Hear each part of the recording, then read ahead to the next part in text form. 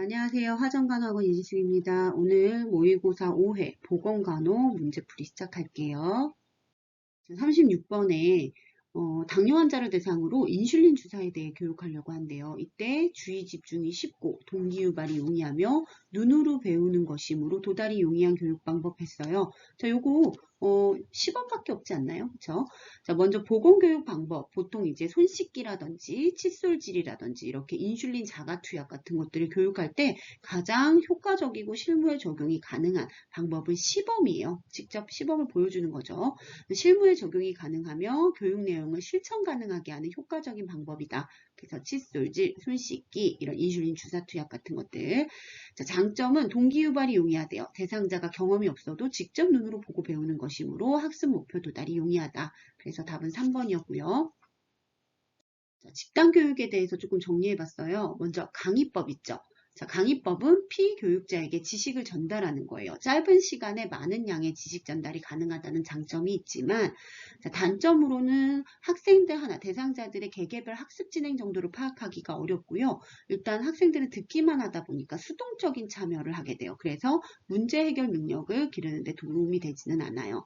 자, 그 다음에 심포지엄이라고 하는 것은 동일한 주제에 대해서 2명에서 5명의 전문가가 자신의 연구 결과라든지 이런 것들을 나와서 발표를 해요.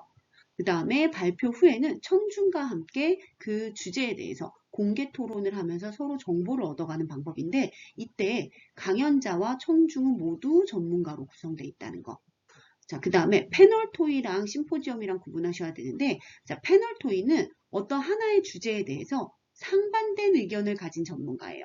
상반된 의견이라는 거, 찬성 측 전문가, 반대 측 전문가, 여러 명이 나와서 패널들이 서로 이제 그 사회자의 안내에 따라서 찬성과 반대 측 의견에 대해서 서로 막 토의를 진행을 해요. 우리 백분 토론 같은 것들이죠. 청중과 질의응답을 통해서 결국은 청중들이 이 사람들의 토의 내용을 듣고 결론을 얻어가는 방법. 그래서 배심원들이 앉아 있어요. 이 배심원들, 청중들은 일반인일 수 있거든요. 그래서 여기에서 심포지엄과의 차이점은, 심포지엄은 모두 전문가로 구성되어 있고 동일한 주제를 다루고 의견을 발표한다. 자, 패널 토의는 상반된 의견을 가진 전문가들이 나와서 토론을 하고 그 다음에 이제 청중과의 질의응답을 통해서 얻어지는데, 이때 청중은 일반인일 수 있어요. 그렇죠? 그 다음에 분단 토의는 참여자의 수가 많을 경우 분단을 나눠서 토의시키고 다시 전체 회의에서 종합하는 방법. 자, 브레인스토밍이라고 하는 거, 아이디어의 자유로운 흐름이라고 생각을 하시면 되는데, 이게 이제 하나의 주제를 가지고 어떤 그 여러 개의 아이디어들을 사람들의 그냥 생각나는 대로 머리를 빠르게 회전시키면서 막 발표를 하는 거예요. 그러다 보면 누군가 한 명의 대단한 아이디어보다 여러 개의 아이디어가 모여서 괜찮은 결과를 도출할 수 있다라는 게 이제 브레인스토밍이죠. 그래서 아이디어의 자유로운 흐름, 이런 것들이 이제 브레인스토밍이고요. 자, 토의 초점이 어긋날 수 있대요. 이게 막 그냥 생각나는 대로 막 얘기를 하고 상대방의 의견에 비판을 하지 않는 게 특징이거든요. 그러다 보니까 주제가 산으로도 갈 수도 있고 시간이 많이 소모될 수 있다는 단점도 있어요. 자, 그래서 우리 집단 교육은 요 정도, 우리 심포지엄이나 패널 토의 구분하시고요. 브레인스토밍의 특징, 강의법의 장단점 구분하시면 될 것 같아요. 자, 37번 1차 보건의료의 대두 배경했어요. 1차 보건의료는 시험에 많이 나오거든요. 여러분들 이 개념 먼저 알고 계셔야 되는데, 자, 1차 보건의료라고 하는 것은 병원 중심의 어떤 최고의 의료, 최신의 치료, 이런 것들이 아니에요. 높은 수준의 의료, 이런 것들이 아니라 지역사회에서 무대가 돼서 지역사회 공동적인 노력이 요구되는 보건의료의 기본적인 초기 단계래요. 자, 기본적이다라고 하는 거, 최고의, 최신의 어떤 아주 복잡한 수술 이런 것들이 아니라 기본적이고 포괄적으로 보건의료를 제공하자라고 하는 거거든요. 자, 먼저 기본적이고 포괄적이라고 하는 말은 어떤 치료에 집중이 되어 있는 게 아니라, 물론 치료뿐만 아니라 질병을 예방하고 건강을 유지하고 증진하는 이런 것들을 모두 포함하는 기본 개념이에요. 자, 그래서 질병 예방, 건강 유지, 증진, 일부 치료 이런 것들을 포함해서 보건의료를 제공하자.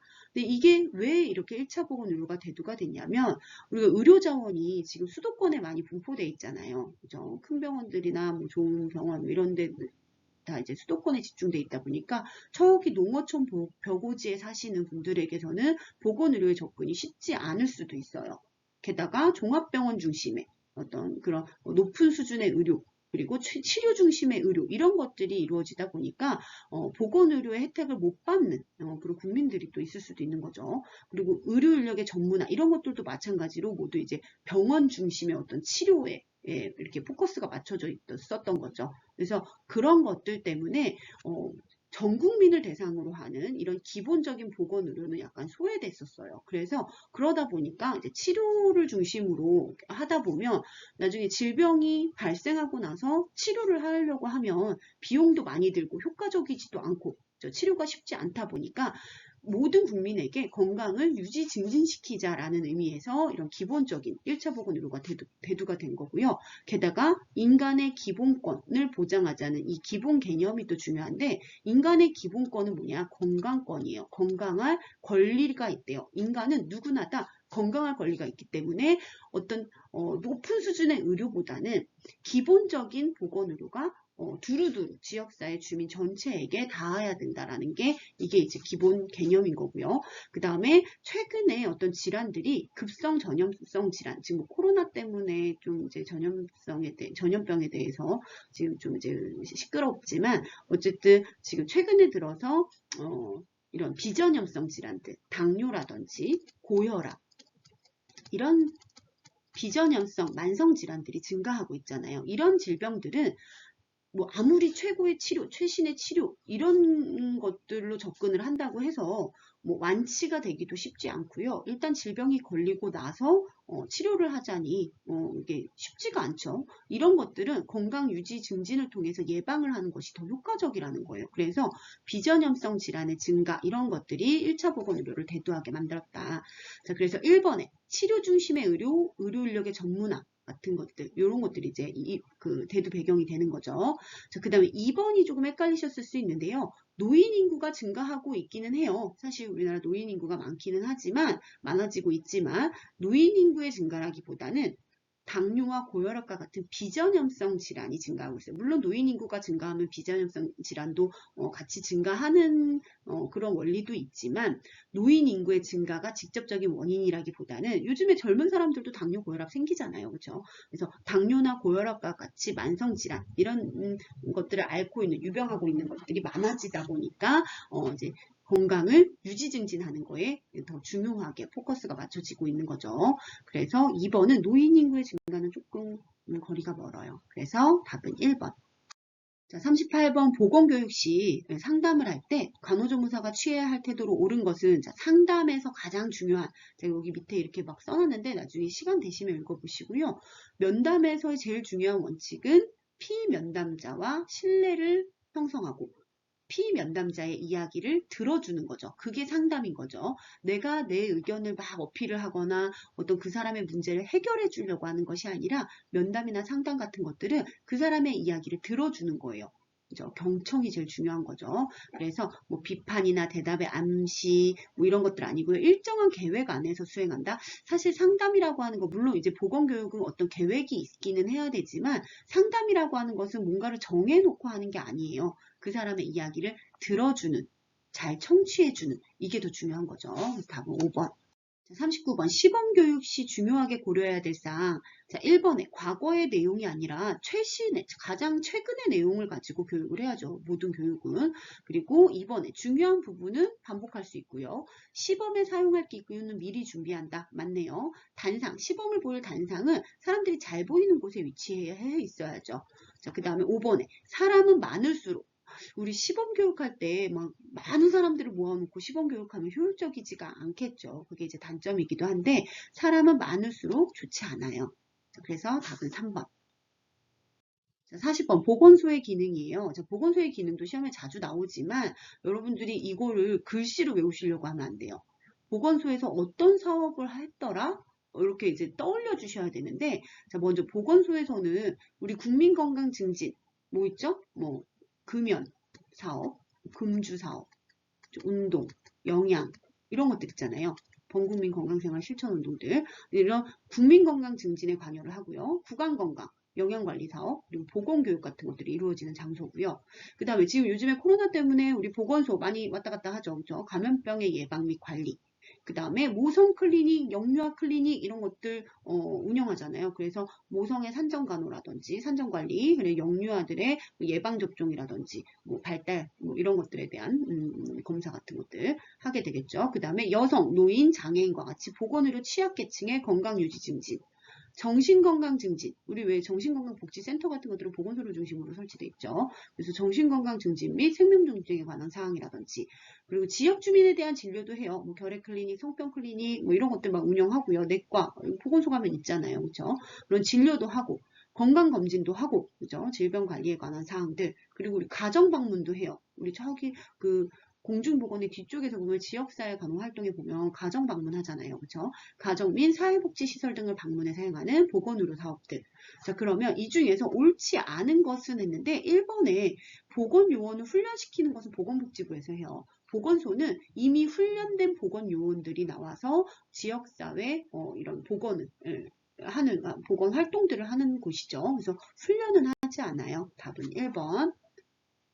41번 우리 작업 환경 관리 중에 자, 가연성 물질 보관을 가연성 뭐요? 이제 불이 잘 붙는 거죠. 가연성 물질 보관을 플라스틱 통에서 철제통으로 변경했대요. 왜냐면 화재 가능성 때문에 원재료를 플라스틱에서 철제, 불이 잘 나지 않는 것으로 변경했대요. 자, 이거는 2번 대치에 해당되겠죠. 먼저 유해 요소를 관리하는 방법으로 보면 이제 산업재해라든지 아니면 직업병 같은 것들을 막기 위해서 유해한 물질들을 관리를 할 때 그 가장 좋은 방법은 대치예요. 유독한 물질이 나오는 것을 유독한 물질이 안 나오는 걸로 대치해서 쓰는 거죠. 그래서 그 해가 될 만한 것을 아예 해가 되지 않는 것으로 바꿔 쓰는 게 가장 좋은 방법이죠. 그래서 그걸 대치라고 하는 거고요. 그 다음에 이렇게 대치할 수 없어요. 뭐 유독한 물질이 나오는 그걸 쓸 수밖에 없어요. 그러면 작업 공정을 사람과 밀폐시키고 격리시키래요. 사람과 접촉하지 않게. 그래서 작업자로부터 격리시키는데 가장 이제 대표적인 게 원격 조정 같은 것들이죠. 직접 유해한 물질을 접촉하지 않게 하는 거. 근데 일단 이렇게 격리도 안 된대요. 직접 사람이 접촉을 해야 된대요. 그렇다면 유해 물질의 농도를 낮추기 위한 어떤 희석이라든지 실내 환기 같은 것들 하래요. 자, 근데 지금 실내 환기도 못 한대요. 어쩔 수 없어요. 그러면 최후의 수단으로 개인 보호구라도 착용하고 들어가라. 자, 그래서 유해 요소를 관리하는 방법 중에 가장 좋은 방법은 대치지만 대치가 되지 않을 때는 밀폐와 격리, 그 다음에 희석, 실내 환기, 마지막에는 이제 개인 보호구 사용 이런 것들이 이제 관리 방법이죠. 그래서 지금 여기에서 불이 날 만한 플라스틱 통에서 철제통, 불이 나지 않게 철제통으로 변경했대요. 이거 원재료 바꾼 거죠. 답은 2번 대치에 해당되죠. 자, 42번 소각시에 배출되는 다이옥신에 대한 설명인데요. 이 다이옥신은 지구상의 물질 중에 가장 독성이 높은 물질이라고 해요. 보통 이제 플라스틱이나 비닐 같은 것들을 소각하는 과정에서 연소 분해되면서 발생하는 물질이죠. 자, 신체에 축적이 되게 되면 피부질환, 면역력 감소, 기형아 이런 것들이 문제가 있고요. 그 다음에 이런 PVC라든지 PCB 같은 이런 그 물질들을 태울 때 생성되면서 배출이 되고요. 그 다음에 연소 및 화학 합성에 의해서 인공적으로 만들어지는 물질이에요. 그리고 특징이 지방에 잘 녹아서 몸속에 들어가면 소변으로 배설되지 않고 지방 조직에 축적이 돼요. 몸 밖으로 배설이 잘 안 돼요. 축적이 되는 거죠. 자, 그래서 42번의 답은 2번이었어요. 생활쓰레기 중 PCB 등이 연소 분해 시에 생성되어 배출된다. 43번 녹조 현상에 대한 건데요. 자, 녹조는 영양염류가 강이나 호수 같은 곳에 과다하게 많아지면서 녹조류가 대량 번식하는 거거든요. 자, 여기서 말하는 영양염류라고 하는 것은 이제 질산염이라든지 암모늄과 같이 오염물질들을 말해요. 오염물질들 쉽게 말하면 그래서 오염물질 같은 것들이 과다해지면서 녹조류 얘네들은 이제 플랑크톤들이죠. 그죠? 플랑크톤. 얘네들이 이런 영양염류를 많이 먹고 많이 번식하는 거예요. 대량 번식하다 보니까 이렇게 물빛이 녹색으로 변하는 녹조류가 끼면서 쌓이면서 녹색으로 변하는데 이렇게 되면 문제가 뭐냐?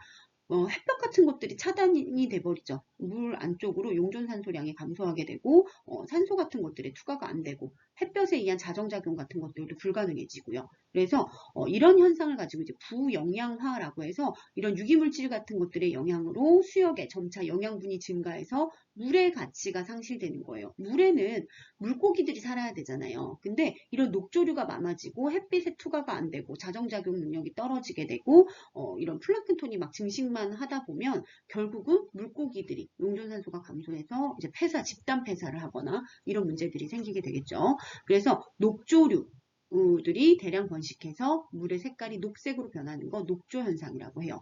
그래서 우리가 그 왜 4대강 유역 같은 데 보면 4대강 지금 개발하고 나서 지금 녹조 라떼라고 좀 비꼬아서 얘기를 하죠. 이제 물기를 막으면서 물이 흐르지 못하고 정체가 일어나면서 영양염류 같은 것들이 정화되지 않고 그대로 이제 모이면서 거기에서 플랑크톤이 번식하는 그래서 물이 흐르지 못해서 색깔이 녹색으로 변하는 이런 것들을 녹조라고 하고요. 이것과 관련해서 우리가 또 적조를 생각을 해보면 적조도 마찬가지로 이런 플랑크톤이 대량 번식하는 거거든요. 근데 이제 강 쪽에 있는 이게 녹조랑 적조를 막 완전 구분해서 생각하실 필요는 없고요. 원리는 같은데 그 플랑크톤의 색깔이 강 쪽에서 주로 분포하는 플랑크톤들은 녹색을 띠고요. 해수 쪽, 바다 쪽에서 있는 플랑크톤들은 적색깔을 띄어서 바다 쪽에서는 보통 적조가 많이 일어나요. 그리고 이제 강 쪽에서는 녹조가 많이 일어나고 원리는 같아요. 부영양화로 일어나는 거예요. 그래서 이런 녹조 현상을 막기 위해서는 생활하수를 정화해서 영양염류를 좀 제거해서 내보내야겠죠. 그리고 물가에 뿌리를 내리고 사는 풀이나 나무 같은 것들을 많이 심어서 이런 영양염류를 흡수할 수 있도록 하고 갯벌 같은 것들 보존하면 좋겠죠. 그래서 답은 1번. 44번 열경련의 주된 원인했어요. 자, 여러분들 열중증에 대해서 여러분 아셔야 되는데 네 가지 구분해 볼게요. 열중증 중에 열경련이라고 하는 것은 모두 다 이제 고온의 어떤 그런 환경에서 계속된 작업이나 노출 시에 발생할 수 있는 문제들이죠. 자, 열경련은 이런 고온의 작업장에서 계속된 땀 배출 그래서 염화나트륨이나 수분 같은 것들이 계속해서 빠져나가면서 탈수 현상이 나타나는 거예요. 그래서 염분 같은 것들은 우리 근육경련과 관련이 돼 있죠. 이제 근육세포라든 세포에 안정화에 영향을 미치는 물질이기 때문에 이런 것들이 부족하게 되면 경련 발작 같은 것들이 일어나게 돼요. 그래서 이때의 대책은 식염수. 염분이 부족하니 염분을 줘라. 그렇죠? 식염수를 정맥주사하는 방법이고요. 그 다음에 열허탈증이라고 해서 열피로. 이거는 계속된 고온으로 인해서 혈관이 확장돼요. 피부 혈관이 확장되고 결국은 혈액은 원래 혈관의 수축작용에 의해서 앞으로 나가야 되는데 혈관이 확 늘어졌어요. 그러다 보니까 심장으로 귀환을 하거나 뭐 이제 전신에 순환하는 혈류 같은 것들이 부족해지겠죠. 그래서 심박출량의 부족으로 인한 순환성 쇼크 같은 것들이 나타난다. 그래서 이때 해줘야 되는 거 강심제 투여해라. 자, 일사와 열사병은 구분해 주셔야 되는데요. 자, 일사병은 고열의 직사광선에 장시간 노출됐을 때 이제 현기증 같은 것들이 나타나는데 이때는 땀 분비가 있어요. 땀 분비가 있다는 것은 체온 조절이 가능하다는 거거든요. 그래서 아무리 환경적으로 고온이지만 체온이 오르지는 않아요. 좀 어지럽고 무력하고 이런 것 뿐이지. 그래서 수분 전해질 용액 투여하고 그 다음에 뭐 이제 시원한 환경으로 옮겨서 좀 휴식을 취하면 완화가 되는데 문제는 열사병이에요. 열사병은 체온 조절 중추가 아예 고장이 나버린 거예요. 그래서 열이 끝까지 올라요. 게다가 땀 분비가 없다 보니까 고열. 땀으로 어떤 체온을 조절해야 되는데 땀이 안 나요. 그래서 고열이 특징으로 하고요. 결국 이제 열중증 중에 사망률이 가장 높다라는 거. 자, 그래서 이때 해줄 수 있는 거는 물론 이제 시원한 환경 옮겨주고 뭐 해주는 거 다 좋지만 중요하게 지금 체온 조절 중추가 고장이 났기 때문에 시원한 곳에 가도 체온이 안 떨어져요. 그래서 빨리 얼음물에 몸을 담가서 체온을 급격히 냉각시키는 게 중요해요. 자, 그래서 일단 요 네 가지는 좀 구분하시고 모든 열중 중에 가장 처음에 해줘야 되는 것은 일단 시원한 환경으로 대피시켜주는 거. 이동시켜주는 게 일단은 우선이에요. 그렇지만 이제 열중증에 따라서는 이렇게 중재가 조금씩 달라진다는 거. 그래서 열경련의 주된 원인은 수분 및 염분의 소실로 인한 탈수다. 그래서 수의근의 경련 발작 같은 것들이 일어나게 된다. 답은 1번. 자, 45번. 우리나라 4대 보험에 속하는 것. 자, 사회보장제도는 시험에 많이 또 나오거든요. 근데 이게 조금 헷갈려요. 요거 사회보험과 공공부조, 사회복지 서비스를 좀 구분해서 전체 이제 사회보장에 대해서 한번 볼게요. 자, 사회보장이라고 하는 것은 국민에게 발생한 어떤 사회적 위험이나 뭐 이런 것들로부터 국가가 보장을 해주는 제도거든요. 근데 이렇게 보장해주는 거에서는 보험의 형태로 보장해주냐, 부조금의 형태로 보장해 주냐예요. 자, 우리 보험이라고 하는 게 예를 들어서 이제 내가 일을 하거나 이럴 때 내가 그 나의 돈을 지불을 하고 나서 보험료를 납부를 하고 나서 나중에 나한테 어떤 위기 상황이 왔을 때 뭐 질병이라든지 입원 뭐 이런 것들이 왔을 때 타먹는 거잖아요. 사회보험도 마찬가지예요. 이게 이제 일을 하면서 내가 내 급여에서 일정 금액을 보험료로 납부를 하고 나중에 뭐 실업이라든지 아니면 재해라든지 산업재해라든지 아니면 노령 질병 이런 어떤 위기 상황이 왔을 때 보험의 형태로 타먹는 거. 근데 이렇게 타먹을 때는 돈으로 타먹냐 아니면 의료로 타먹냐. 자, 그래서 소득 보장은 돈으로 주는 거거든요. 먼저 산재보험. 우리 일하다가 다쳤어요. 그러면 일하지 못하는 동안 입원해서 치료하는 동안 내가 일당이 없잖아요. 그죠? 이제 수입이 없다 보니까 이 환자의 뭐 어떤 일당 이런 것들을 계산해서 현금으로 지급이 되죠. 산재보험 있고요. 그 다음에 연금보험은 뭐예요? 노령과 관련돼서 내가 경제활동을 더 이상 할 수 없을 때 그때 이제 연금의 형태로 타먹는 거고요. 고용보험은 또 뭐죠? 우리가 실업 상태가 됐을 때 어떤 구직 활동 중에 어떤 고용의 안정화 이런 것들을 위해서 이제 실업급여라든지 뭐 이런 것들을 제공해 주죠. 돈으로 주잖아요. 그렇죠? 그래서 이런 소득의 보장은 산재, 연금, 고용 같은 것들이 있고요. 그 다음에 병원에 가서 우리 의료 서비스 받을 수 있죠. 건강보험의 형태로. 그렇죠? 그래서 건강보험 가입자라면 누구나 요즘에 이제 장기요양보험 해서 원래 우리나라는 5대 보험이거든요. 자, 산재, 연금, 고용, 건강보험, 장기요양보험에서 5대 보험인데 우리가 예전부터 쉽게 그냥 4대 보험, 4대 보험 했었어요. 그게 이제 산재, 연금, 고용, 건강보험이다. 거기에 플러스 장기요양보험까지 있다. 자, 그 다음에 이 산재보험은 의료로도 제공받아요. 아까 돈으로도 주지만 병원에 가면 산재보험의 형태로 보험급여가 달라지거든요. 그래서 산재보험, 의료의 형태로도 보장받을 수 있다. 자, 그 다음에 이런 사회보험 말고요. 공공부조가 있어요. 공공부조는 뭐냐면요. 보험료 부담 능력이 없는 국민을 대상으로 해서 국민의 최저생활을 보장하기 위해서 돈으로 보장해주냐, 의료로 보장해주냐 마찬가지로. 자, 부조금 하면 우리 뭐죠? 뭔가 이렇게 어떤 힘든 일을 겪는 사람들에게 아니면 누가 돌아가시거나 이러면 부조금의 형태로 이렇게 내잖아요. 그렇죠? 부조금. 그런 거 떠올리시면 되거든요. 그래서 공공부조는 일단 소득으로 보장해 주는 거 기초생활보장제도. 그래서 어떤 수급권자들에게서 한 달에 일정 금액을 지급해 주죠. 자, 그다음에 의료로 보장해 주는 거. 병원에 가면 의료급여의 보험 형태를 보실 수 있어요. 우리 병원에 가시잖아요. 그러면 환자들마다 그 보험 방식이 다르거든요. 먼저 산재 환자냐, 건강보험 환자냐, 아니면 의료급여의 형태냐.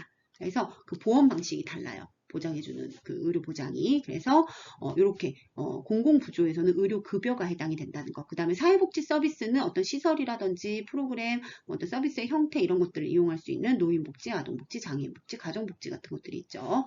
그래서 이런 것들을 다 통틀어서 뭐라고 한다고요? 사회보장. 거기에는 보험의 방식이냐, 부조의 방식이냐, 서비스의 방식이냐로 나눠진다. 자, 그럼 우리나라 4대 보험은 우리 손해보험, 생명보험 이런 거 빼면 답은 3번 산재보험, 건강, 국민연금, 고용보험. 46번 청소년을 대상으로 금연교육을 시행하고자 한대요. 1차적으로 초점을 맞춰야 되는 교육 내용으로 옳은 것은 했어요.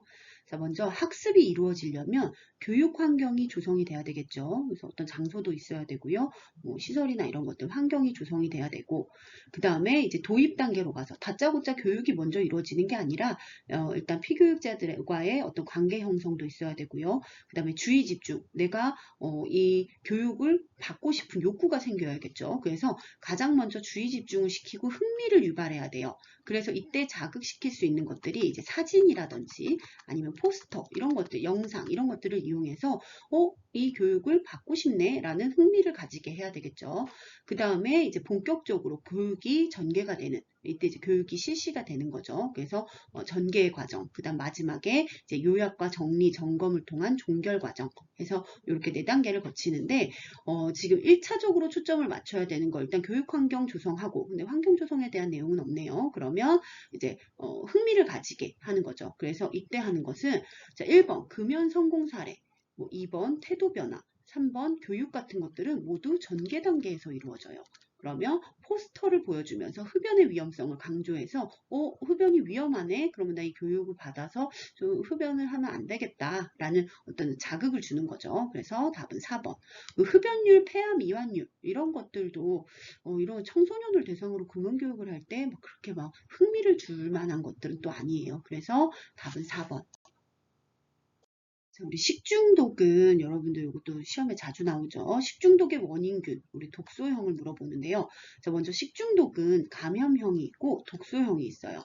감염형이라고 하는 것은 그 식중독의 원인균들이 몸 안에 들어와서 감염을 일으켜서 문제가 되는 상황이어서 감염형 같은 경우에는 좀 잠복기가 길거든요.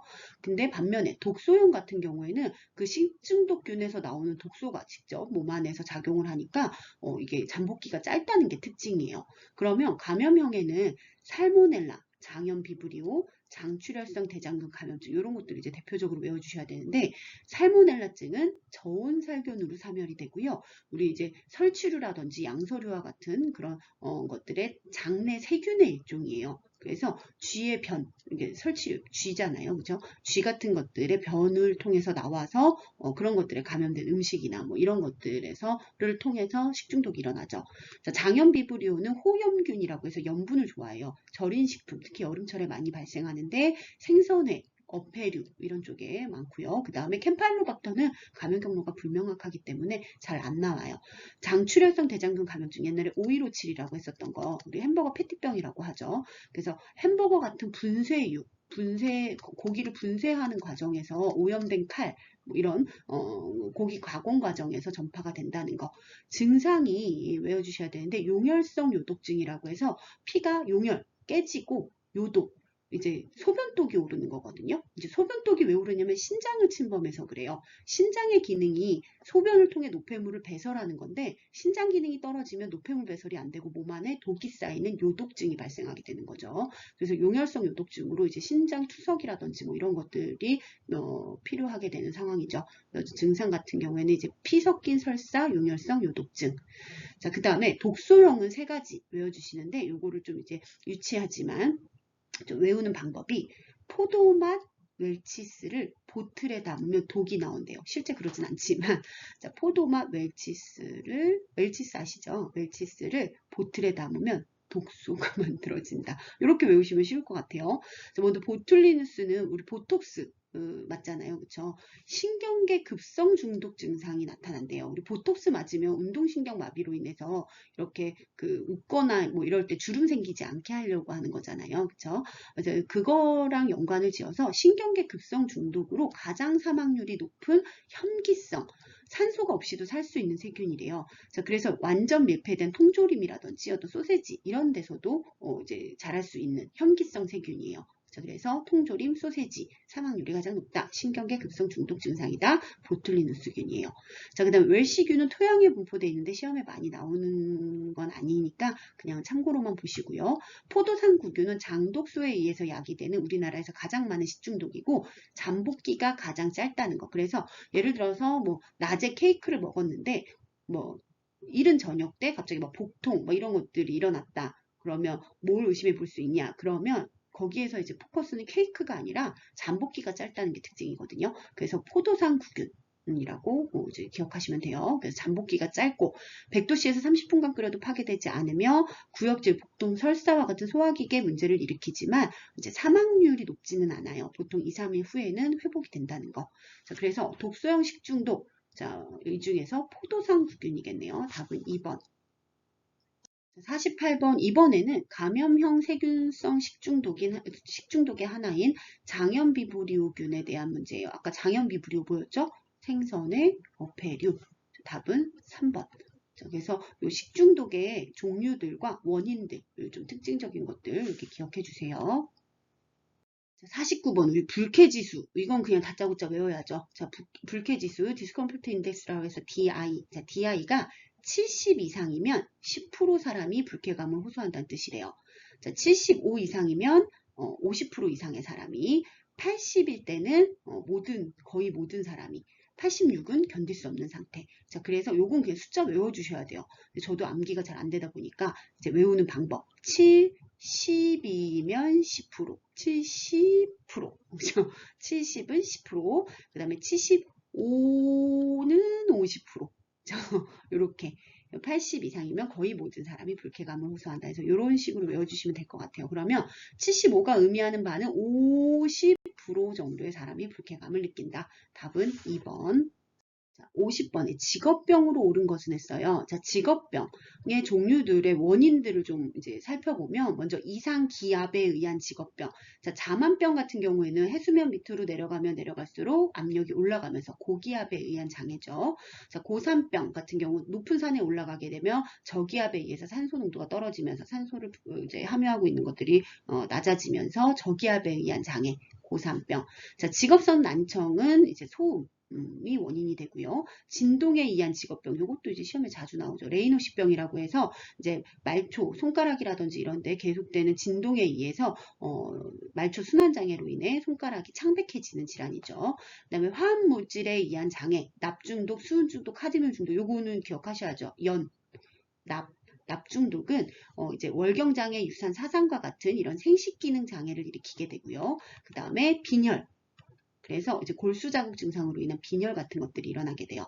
자, 그 다음에 수는 미나마타병. 자, 이런 거도 이제 더 자세히는 여러분들이 아마 보건강의 시간에 하셨을 거예요. 근데 여기서 우리는 이제 시험을 위주로 그냥 암기 위주로 이렇게 설명을 드리면 수는 미나마타병.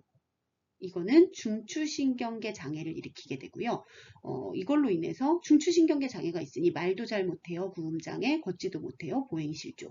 그 다음에 카드뮴 중독은 카드뮴은 이제 뼈에 침착이 되면서 칼슘을 밀어내거든요. 그러다 보니까 뼈가 약해져요. 그래서 뼈가 약해서 못 걸어요. 걸을 때마다 아파요. 아파요 병, 있다 이 병. 그렇죠? 신장 기능 같은 것들을 침범하는 것은 모든 중금속들이 다 그렇기는 해요. 자, 그래서 다시 정리해보면 납은 생식기 장애, 빈혈 같은 것들, 수은은 미나마타병, 중추신경계 장애로 인한 보행실조, 구음장애, 카드뮴 같은 경우에는 뼈에 침착하면서 뼈 약하게 해요. 있다 이 병. 자, 이렇게 정리하시고요. 그 다음에 작업 형태에 의한 직업병. 지금 이 문제가 안정피로, 근골격계 증상, 피부 증상, 정신신경 장애 등. 자, 이런 것들은 이제 작업 형태에 의한 VDT 증후군이라고 볼 수 있죠. 주로 이제 컴퓨터를 장시간 사용하는 사용자들이라든지, 타이피스트들이라든지, 한 자세에서 계속 이제 작업을 하시는 그런 분들에게서 많이 발생하는데, 눈 피곤해요. 경련한, 어깨 뻐근해요, 목 뻐근해요, 정신신경 장애, 잠도 잘 못 자고요, 피부 발진 같은 것들도 어떤 컴퓨터에서 나오는 그런 것들에 의해서 발진도 생길 수도 있고요. 그래서 VDT 증후군이다. 그러면 답은 3번이 되겠네요. 자, 여기까지 보건간호였었고요. 공중보건으로 이어질게요.